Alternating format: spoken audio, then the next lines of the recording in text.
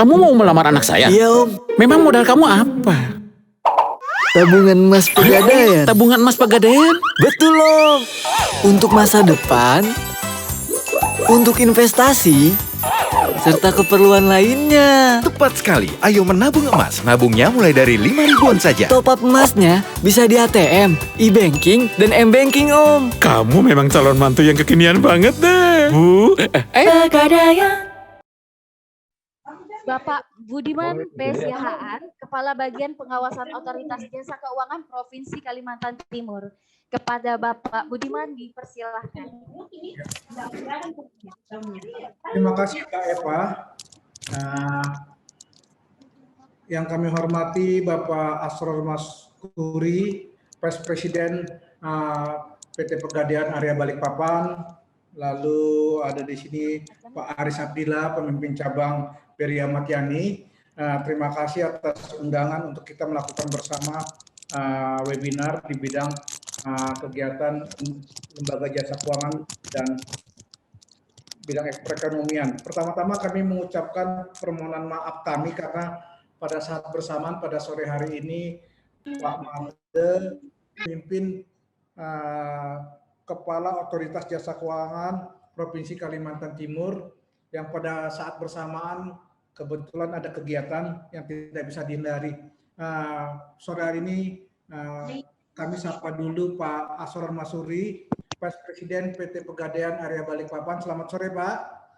Pak Aris Abdillah, pemimpin cabang BRI Ahmad Yani Balikpapan. Selamat sore Pak Aris.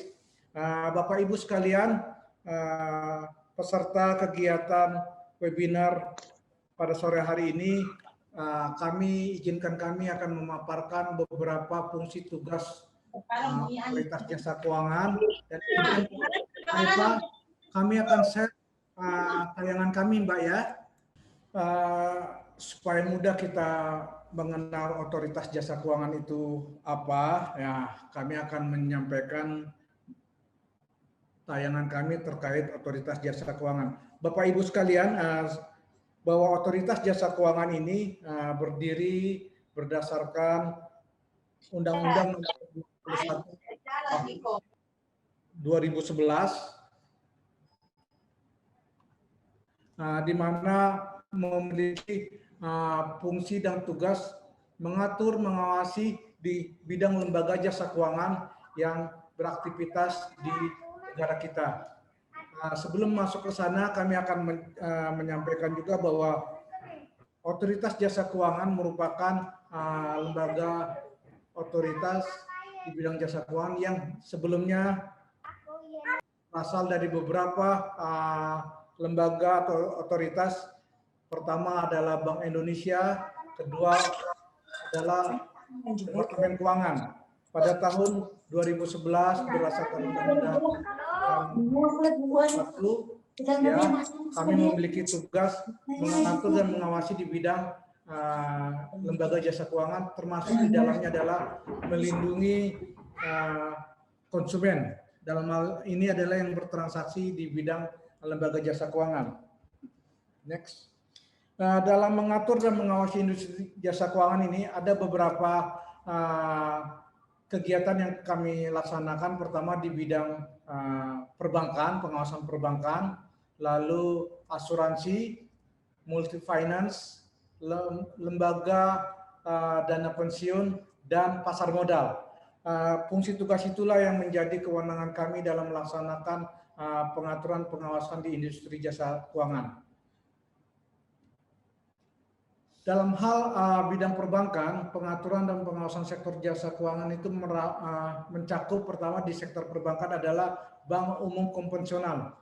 Seperti sore hari ini hadir dari BRI, ini masuk dalam cakupan bank umum konvensional, lalu ada bank umum syariah, lalu ada BPR syariah dan BPR konvensional. Itu adalah jenis usaha bank yang ada di sektor perbankan. Di sektor industri jasa keuangan non-bank, pengaturan dan pengawasan itu melingkupi adalah bidang peasuransian, lembaga pembiayaan, dana pensiun, dan lembaga jasa keuangan lainnya. Di sini terdapat juga di industri keuangan non-bank adalah PT Pegadaian. Lalu berikutnya adalah di pasar modal. Pasar modal ini seperti kita ketahui bersama merupakan adalah sederhananya adalah kegiatan beraktivitas kegiatan di bidang pasar modal atau bursa saham, di mana melingkupi mencakup beberapa aspek di dalam pasar modal itu, antara lain adalah perusahaan efek, manajer dan investasi, wakil perusahaan efek, lembaga dan profesi penunjang, emiten maupun pasar modal syariah.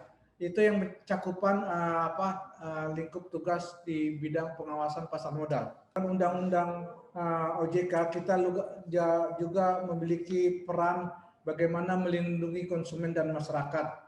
Ada beberapa langkah upaya sebelum perlindungan itu. Pertama adalah edukasi dan penindakan terkait dengan adanya pelanggaran-pelanggaran yang dilakukan pihak-pihak yang tidak bertanggung jawab.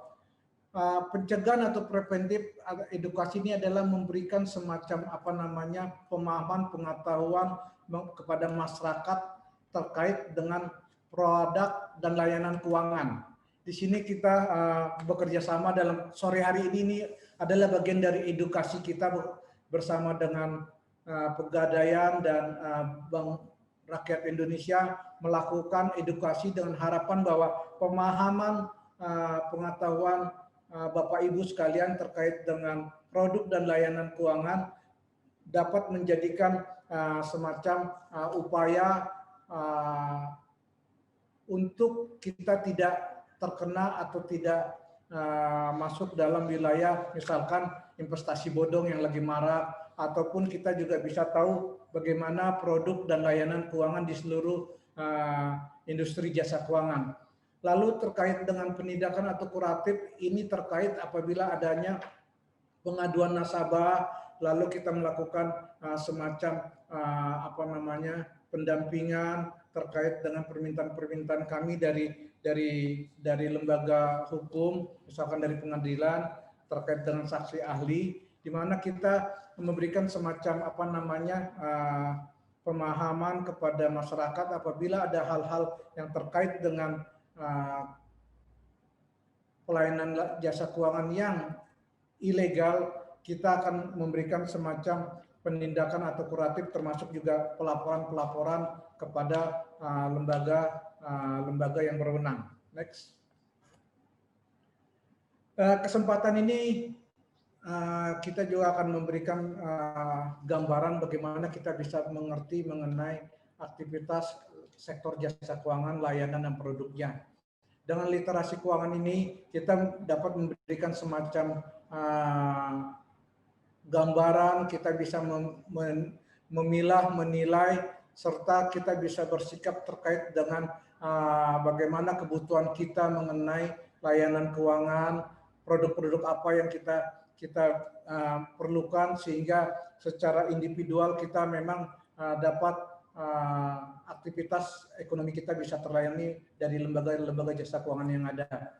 Lalu inklusi keuangan ini merupakan bagaimana kami dari lembaga keuangan itu dapat memberikan informasi kepada masyarakat, layanan yang diatur sedemikian rupa terkait dengan kebutuhan-kebutuhan, lalu juga bagaimana fungsi dan tugas lembaga jasa keuangan, manfaat sekaligus bagaimana cara menggunakan, bagaimana kita mengetahui produk dan layanan dari masing-masing industri jasa keuangan dimaksud.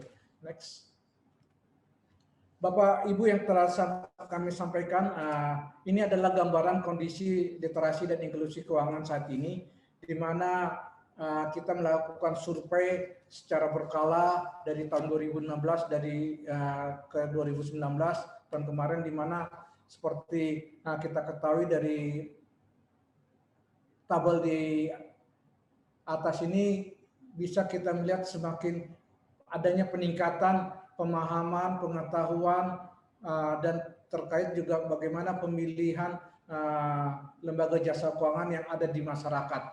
Seperti kita ketahui 2013 berdasarkan hasil survei bahwa literasi yang ada di masyarakat itu baru terkonfirmasi sekitar 21,8%. Lalu melakukan peningkatan 2016 sekitar 29,7 dan 2019 terakhir adalah 38,03%. Apa artinya ini Bapak Ibu? Literasi ini semakin dari 2013 ke 2019 pemahaman masyarakat di Indonesia terkait dengan industri jasa keuangan, perbankan, industri non-bank maupun pasar modal mengenai pemahaman fungsi tugasnya secara perlahan mengalami peningkatan. Ini tidak lepas pertama peran dari seluruh pihak dari lembaga jasa keuangan untuk terus menginformasikan, memberikan pemahaman dan pengetahuan tentang fungsi tugas masing-masing sektor jasa keuangan itu. Lalu inklusi seperti gambaran di atas ini tampak semakin meningkat.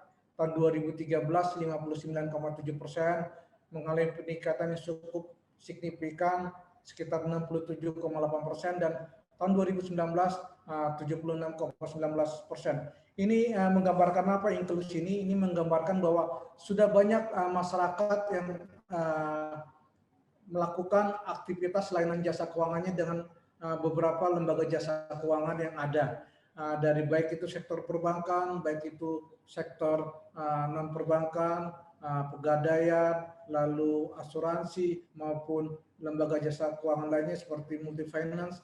Ini semakin meningkat aktivitas masyarakat untuk menggunakan layanan-layanan institusi jasa keuangan. Next. Berikutnya kami mencoba memberikan satu target gambaran sampai tahun 2024 nanti, di mana disampaikan pada saat awal tahun 28 Januari kemarin, Presiden mencanangkan bahwa tingkat inklusi targetnya adalah sekitar literasi itu 50% sampai tahun 2024. Inklusi keuangan 90% untuk sampai dengan tahun 2024. Ini merupakan tantangan tersendiri bagi industri jasa keuangan, bagaimana memberikan satu gambaran, bagaimana memberikan satu layanan yang efisiensi dan efektivitas kepada masyarakat. Dan masyarakat pun sudah terbuka pemahaman dan pengetahuannya terkait dengan produk-produk layanan jasa keuangan itu. Ini merupakan tantangan tersendiri bagi seluruh insan lembaga jasa keuangan untuk bagaimana memenuhi target-target seperti ini. Next. Bapak Ibu sekalian, beberapa waktu belakangan ini kita banyak kalau ada di SMS ataupun di berita-berita di mana ada produk-produk investasi dengan imbalan jasa ataupun bunga yang cukup besar, dan kita pun harus pahami juga apakah investasi yang ditawarkan ini benar-benar merupakan yang resmi, apakah legal, ataukah benar penawaran investasi ini benar-benar menguntungkan atau tidak, ya. Ada beberapa hal yang perlu kita Bapak Ibu kenali, jangan menjadi teriming-imingi dengan bunga atau hasil yang besar, sementara kita sendiri tidak tahu pasti apakah perusahaan yang menawarkan investasi itu legal atau tidak, berizin atau tidak. Ada beberapa ciri dari investasi ilegal yang Bapak Ibu perhatikan dan kami harapkan menjadi perhatian Bapak Ibu, ya. Pertama, kita harus kritis Bapak Ibu, ya. Kalau ada penawaran dari perusahaan investasi yang menawarkan iming-iming bunga atau keuntungan lebih besar, kita perlu waspada, ya. Kita harus kenal dulu perusahaannya, apa produknya, apa yang menjadi hal perusahaan itu bisa melakukan operasionalnya, dalam hal ini izin. Lalu kalau kita ditawarkan atau diiming-imingi jaminan bebas risiko, ini perlu kita waspadai, Ibu. Setiap kegiatan usaha mengandung risiko, ya.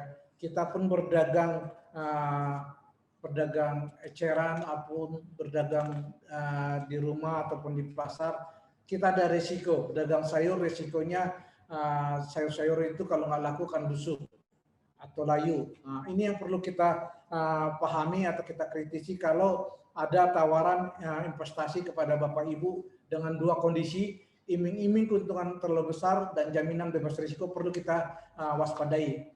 Kedua, kerap kali kalau perusahaan investasi itu melakukan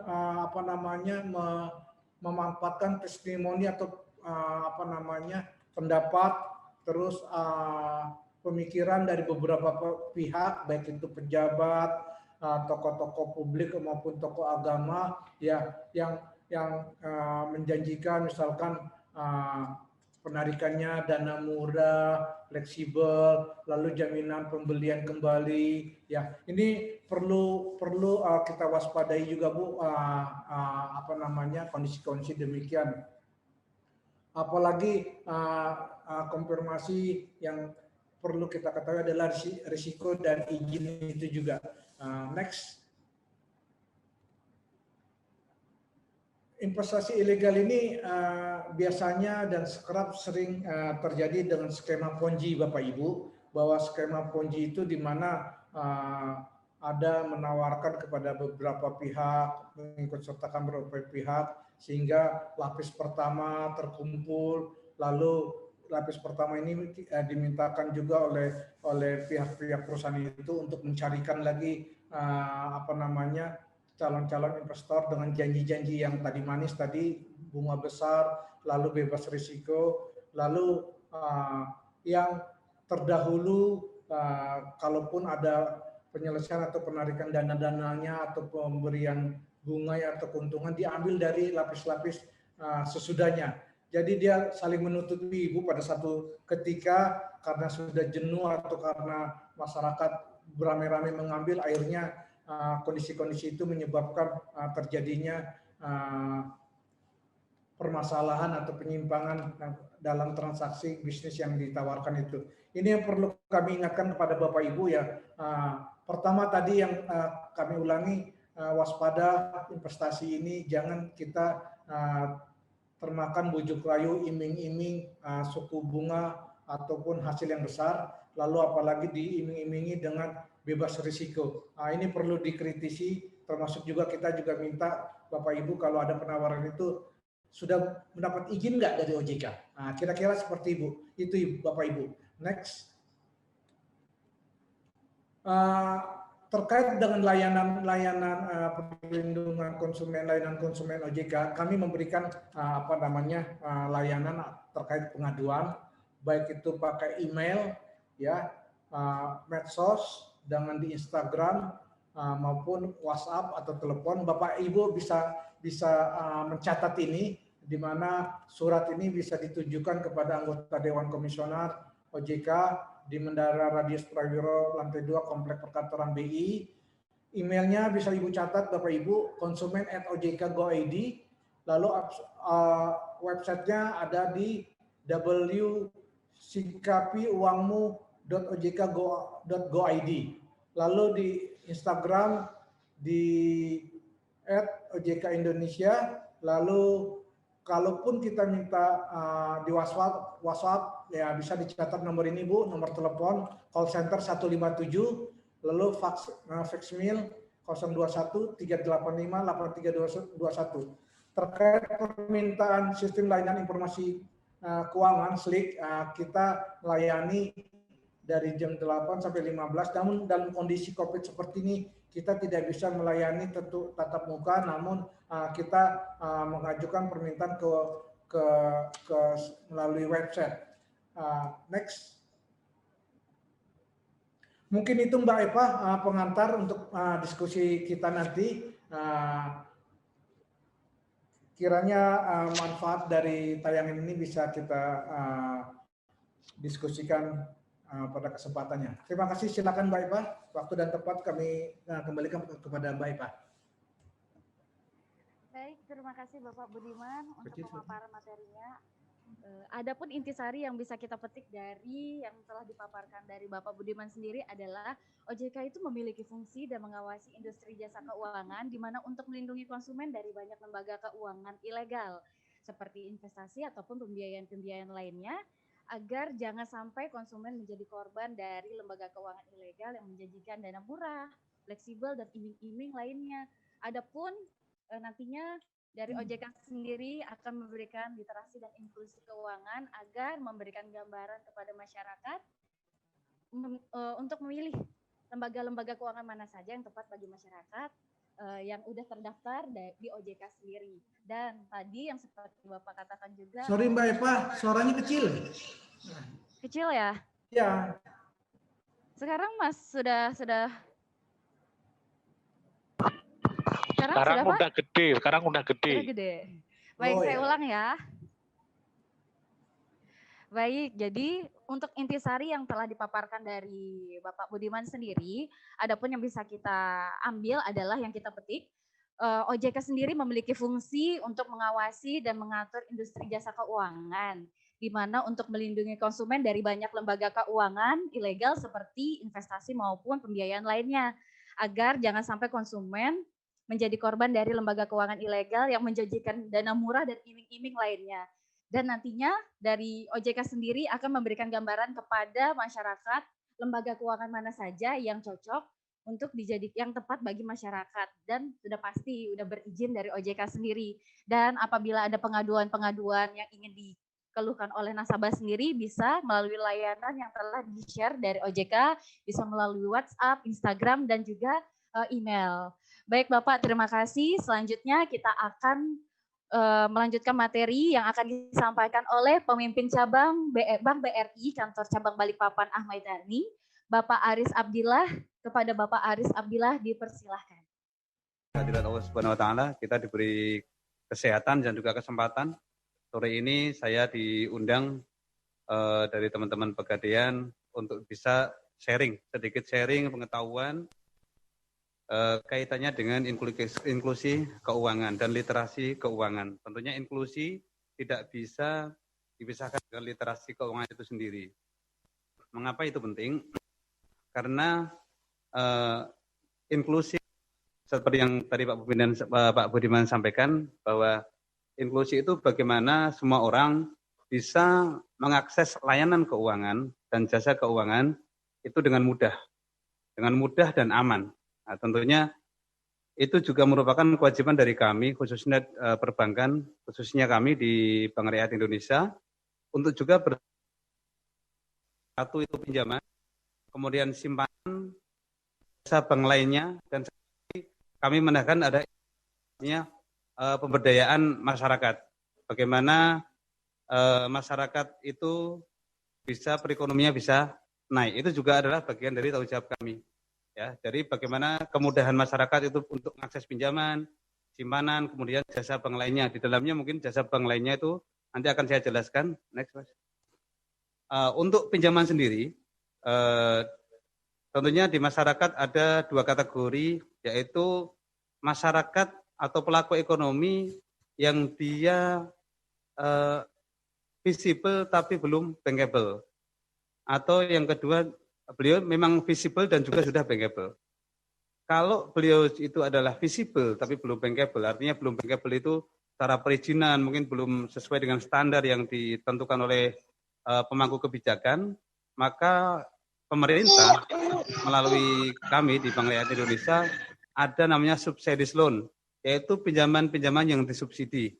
Ya, mungkin masyarakat sudah banyak mengetahui, yaitu adalah ada namanya produk KUR, super mikro, KUR mikro, dan juga pinjaman kemitraan. Kemudian yang kedua adalah non-subsidized, itu mungkin adalah pinjaman komersial itu sendiri. Tentunya dua hal ini berbeda dari sisi besarannya dan juga dari sisi imbal hasil atau suku bunga yang akan diberlakukan. Untuk produk simpanan sendiri, secara umum tadi juga Pak Budiman sudah menyinggung bahwa kewajaran itu penting di dalam melakukan investasi. Nah, kewajaran seperti apa? Kalau kami di perbankan tentunya acuan kami adalah BI rate. Ya, BI rate adalah sebagai acuan kami, kira-kira wajar tidak investasi yang ditawarkan oleh berbagai pihak itu. Ketika menawarkan imbal hasil yang sangat tinggi dengan risiko yang sangat minimal atau dengan iming-iming tanpa risiko, maka itu kemungkinan besar adalah investasi yang tidak bertanggung jawab. Maka perlu dilihat juga bagaimana kita menyimpan uang di bank dalam bentuk giro, deposito atau tabungan, itu rate-nya berapa sih, imbal hasilnya berapa. Kemudian biaya-biaya yang dibebankan atas akses tabungan tersebut seperti apa. Itu yang perlu diperhatikan oleh masyarakat. Kemudian juga kemudahan-kemudahan atas simpanan-simpanan yang ditabung oleh masyarakat. Contohnya kalau di Pegadaian mungkin ada Pegadaian Mobil, di kami juga ada BRI Mobil, di mana di situ kita bisa dengan mudah bertransaksi, mungkin membayar listrik, transfer antar bank, dan juga transaksi lain yang sangat mudah. Itu nomor 2 ya. Tadi nomor pertama adalah pinjaman, yang kedua simpanan, kemudian selanjutnya adalah jasa bank lainnya. Jasa bank lainnya itu banyak sekali ya, di antara adalah transfer antar bank. Kemudian investasi seperti apa? Di bank juga ada produk-produk seperti dana pensiun lembaga keuangan yang imbal hasilnya itu atau progres investasinya itu sangat wajar dan bisa dimonitor setiap saat. Berapa dana yang sudah kita masukkan, kemudian pilihan-pilihan investasi seperti apa, kita dengan mudah sekali untuk melihat dan mengaksesnya at any time, kapan saja. Ya, jadi investasi di perbankan juga kami ada produknya seperti dana pensiun, lembaga keuangan. Kedua, asuransi.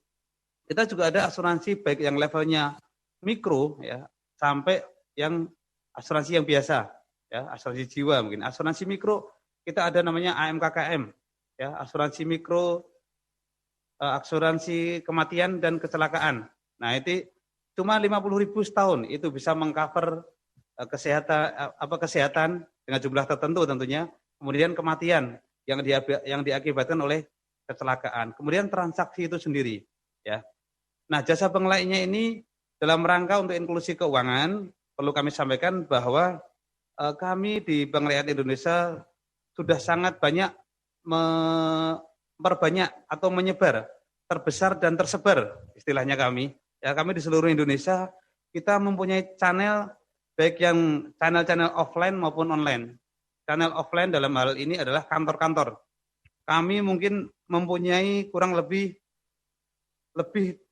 dari 9.000 kantor yang terdiri dari kantor cabang pembantu, BRI unit, kemudian teras, termasuk ada teras kapal di beberapa pulau terpencil.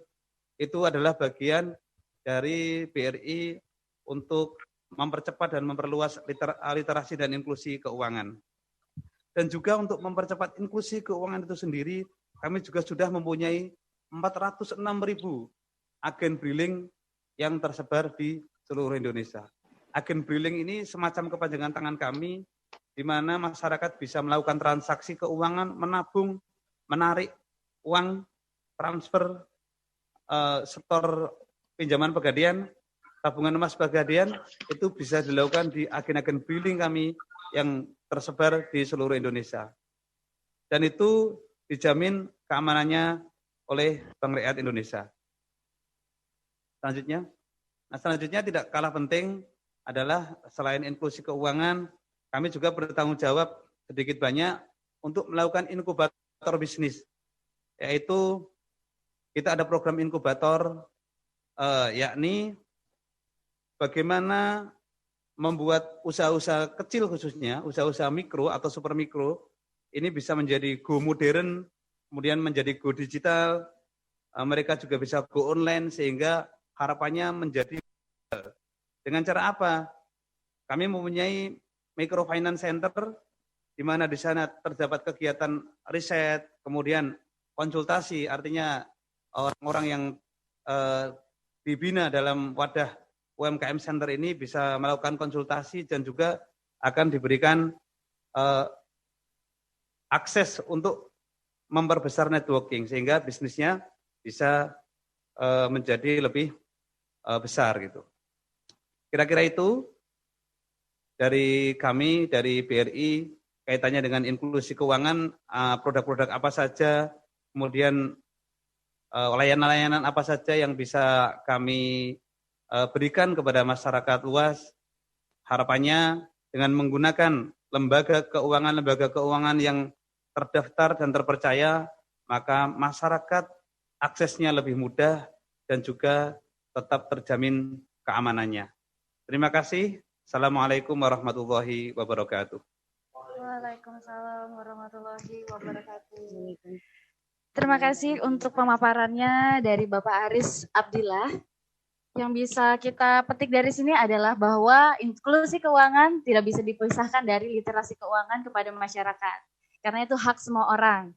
Dan saat ini BRI sendiri memiliki lebih dari 9.000 outlet dan 406.000 agen BRI di seluruh Indonesia yang dijamin oleh Bank BRI sendiri dengan produk dan layanan untuk masyarakat. Baik, untuk selanjutnya saya akan beritahukan lagi kepada seluruh peserta yang ingin bertanya dapat langsung menyampaikan pertanyaan melalui kolom chat yang nantinya akan kami bacakan dan dijawab oleh para narasumber. Dan selanjutnya, untuk materi selanjutnya adalah akan disampaikan oleh Vice President PT Pegadaian Persero Area Balikpapan, Bapak Asron Maskuri. Assalamualaikum warahmatullahi wabarakatuh. Waalaikumsalam. Alhamdulillahirabbil alamin. Wassalatu wassalamu ala sayyidina Muhammadin wa ala alihi wa sahbihi wa barik wa sallim ajmain, amma ba'du. Yang saya hormati Bapak Budiman Siahaan dari OJK mewakili Kepala OJK Kaltim. Yang saya hormati Bapak Aris Abdillah dari BRI Cabang Kramat Jati. Ahmad Yani. BRI Cabang Karangjati Ahmad Yani Balikpapan. Pak, akrabnya Karangjati Pak. Kalau Ayani itu enggak begitu familiar karena di sini lagi boomingnya emang Karangjati. Yang saya cintai dan saya banggakan seluruh peserta acara webinar tentang inklusi keuangan ini.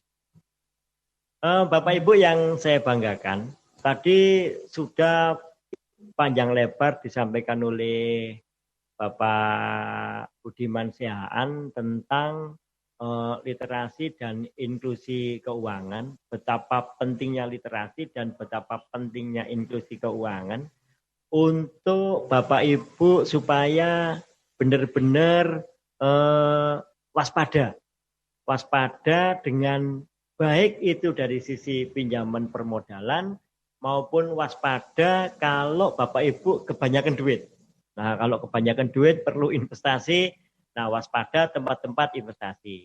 Nah, kalau masih banyak lagi tempat-tempat investasi, nanti dititipkan saya aja, Bapak Ibu, duitnya. Itu saya masih menerima titipan, tapi di luar pengawasan OJK dan di luar pengawasan perbankan tentunya. Tapi kalau yang melalui yang resmi, ya nanti tadi sudah disampaikan melalui lembaga-lembaga keuangan yang resmi yang sudah dalam pengawasan OJK maupun pengawasan dari lembaga-lembaga keuangan yang ada di pemerintah kita Republik Indonesia. Nah, dari Pegadaian, dari BRI, Pak Aris sudah menyampaikan panjang lebar juga. Di tempatnya Pak Aris ini ada pemenuhan daripada permodalan, juga pemenuhan daripada investasinya. Investasi juga ada di sana, permodalan juga ada di sana. Nah, mengingat ini Bapak Ibu, masyarakat Indonesia ini kan sudah akrab ini dengan BRI. Kalau bilang bank ya banknya rakyat ya BRI. Kalau bilang pegadaiannya rakyat ya pegadaian yang gambar timbangan, gitu kan Pak. Jadi bukan sesuatu yang berlebihan, juga bukan sesuatu yang istimewa kalau sekarang itu Pegadaian dengan BRI ini bersama-sama, mengingat Bapak Ibu, saya yakin ini Bapak Ibu sebagian yang di sini ini juga menjadi nasabahnya BRI, juga menjadi nasabahnya Pegadaian. Perkenalan Bapak Ibu, saya Asron Maskuri dari Pegadaian Area Balikpapan.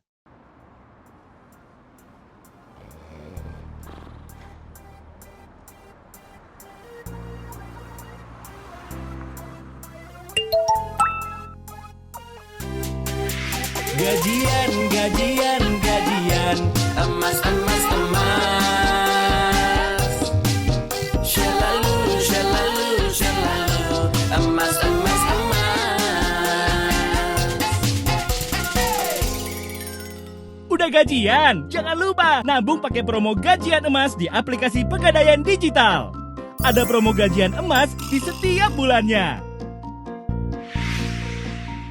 Download aplikasi Pegadaian Digital sekarang, buka tabungan emas, dan top up terus demi masa depan yang lebih cemerlang. Buruan, jangan sampai ketinggalan. Hai! Pegadaian.